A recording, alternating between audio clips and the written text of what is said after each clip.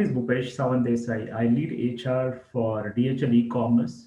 Prior to that, I worked extensively for Amazon for a number of business verticals.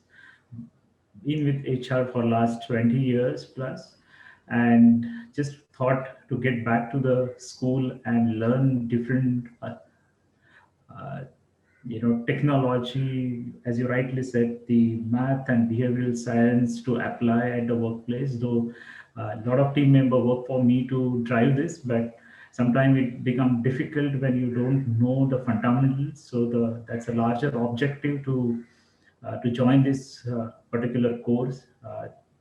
What I achieved or what I uh, got from this particular course for last number of Sundays we invested is the detail. The construct of the course was really good. I was super impressed, and the methodology which has been adopted, and each and every faculty, the kind of passion and patience, both the things that they have demonstrated, it put me in a lot of ease, because when I joined, I said I'm not good at Excel and Tableau and all that. I was worried, will I able to catch up the speed and all, but I believe it was really, it put, you guys have put us in a very, very comfortable way.